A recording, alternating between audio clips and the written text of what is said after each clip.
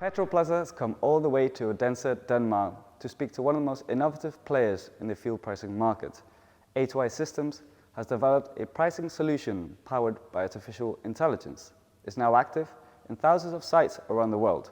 We'll be speaking to Frodi Hammer, founder and CTO, about pricing, AI, trends around the world, and where they're looking to expand next. Come and join us.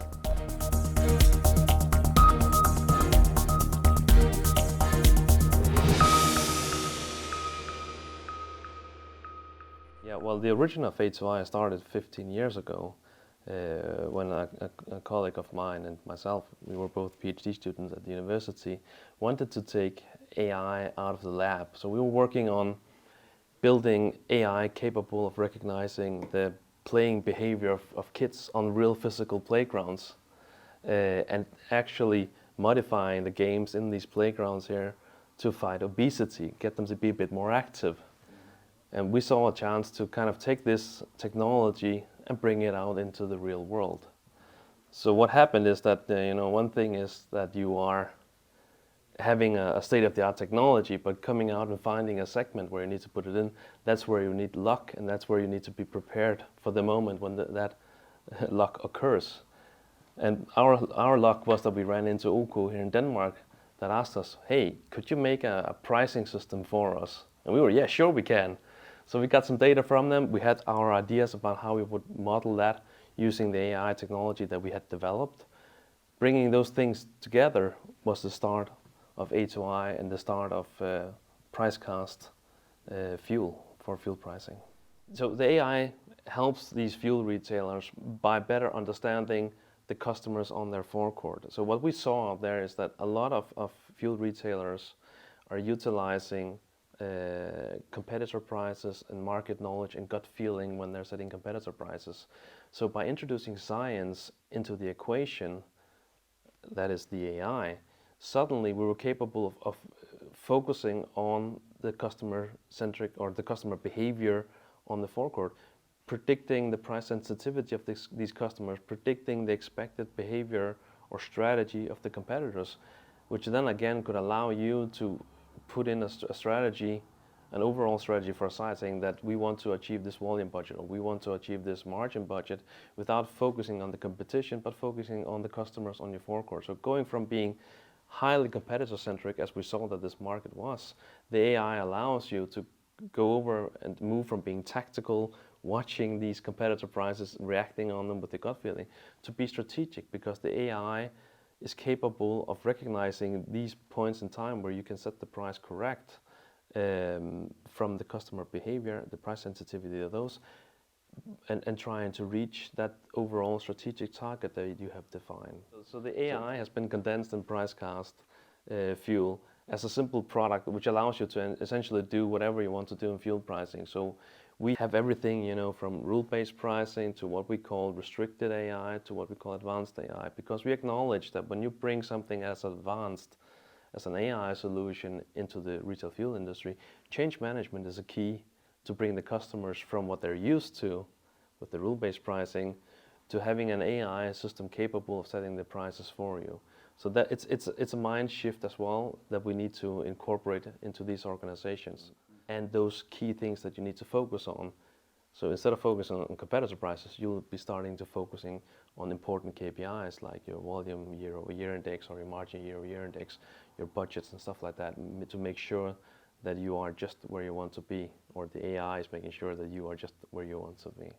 We are seeing a lot of volatility in the market currently, and it doesn't help with, first we had a pandemic, weather situations are changing. We're seeing more wild forest fires than we have seen before. We are seeing the war in Ukraine as well. All of these things add to higher volatility in the market.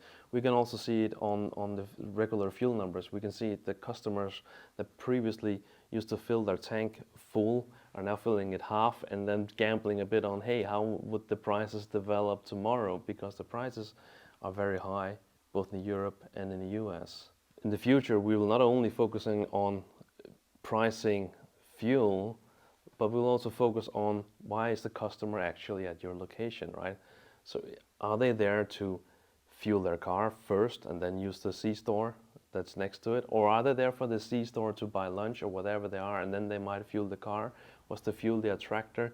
Gaining more knowledge about the customers, correlating all of those data together in an AI model, which again helps you to gain insight in why the customers are actually there.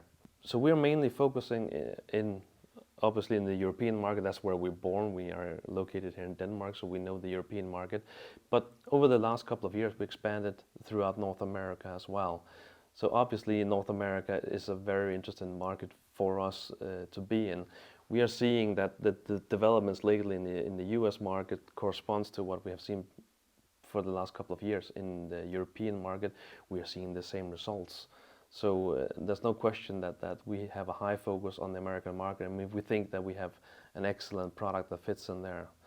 We will also be attending the NACS show this year to be able to highlight for the customers in the market what we are capable of doing. Denmark is a very special market compared to the rest of Europe.